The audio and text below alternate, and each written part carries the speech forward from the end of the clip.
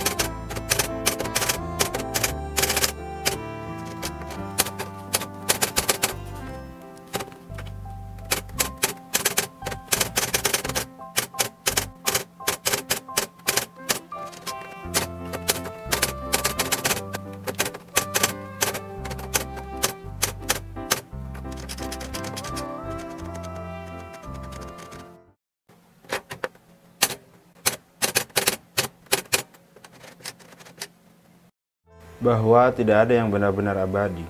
Namun seperti kata Pram, instrumen menuju keabadian ialah dengan menulis.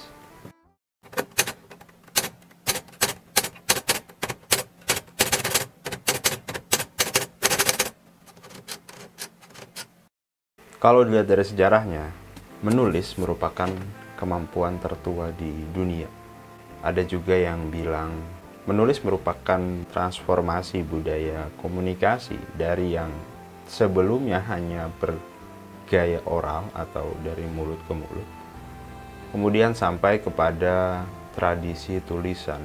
Menariknya bahwa peradaban kuno, banyak peradaban kuno seperti Mesir, China, Babilonia, dan lain sebagainya itu mengalami perkembangan yang pesat dalam masa 10.000 tahun sejak ditemukannya tulisan.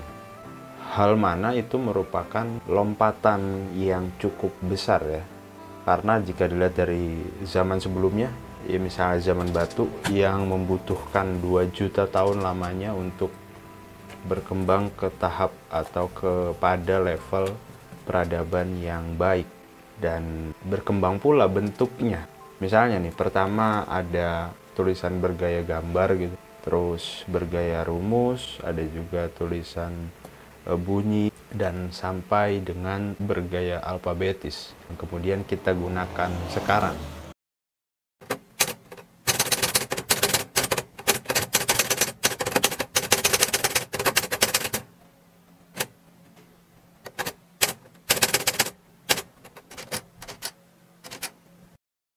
Produknya pun banyak. Di ranah fiksi misalnya kita temui novel dalam format yang lebih pendek, ada cerpen, dan lain-lain.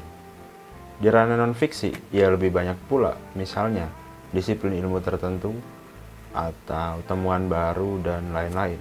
Yang dari ke semua produknya, hal tersebutlah yang membuat kita lebih kenal dunia. Sederhananya, karena ada yang menulis. Atau misalnya pendapat lain bilang, enggak kok, kita enggak perlu mengenal tulisan untuk tahu sesuatu. Misalnya hanya cukup mendengarkan dari orang lain. Ya, it's okay, nggak apa-apa juga gitu. Tapi ketika dirunut lebih panjang, apakah dari mendengar orang lain saja gitu. Kan bisa pula dari mendengar orang lain sampai kepada orang yang mendapatkan informasi dari sebuah tulisan.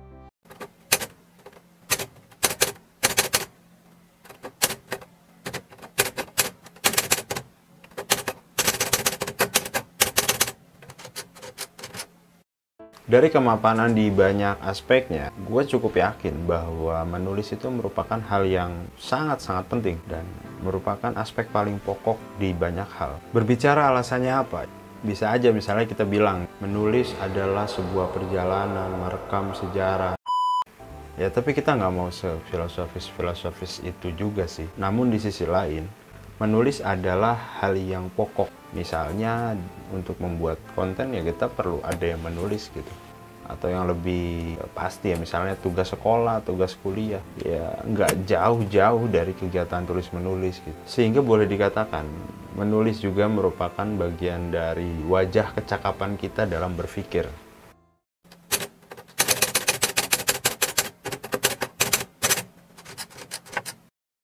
Secara prakteknya, berbicara menulis hari ini tidak lagi atau bukan hanya menunjukkan karya sebuah buku sebagai manifestasi dari kemampuan kita menulis. Ya, sederhananya stigmanya udah nggak lagi seketat itu. Bahkan misalnya pembuat konten, tapi dia di bagian nulis, ya dia boleh saja melabeli dirinya sebagai penulis, bahkan jika dirinya belum membuat buku panduan menulis konten. Ya boleh-boleh aja. Atau misalnya di kanal mainstream media atau media mainstream, seorang penulis opini gitu, penulis lepas yang sering mengirimkan tulisan-tulisannya ke media mainstream, ya dikatakan sebagai penulis walaupun misalnya belum punya buku.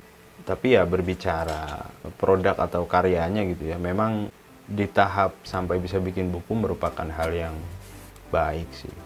Karena apa? Karena akan dibaca orang dan terkenang abadi, seperti kata Pram.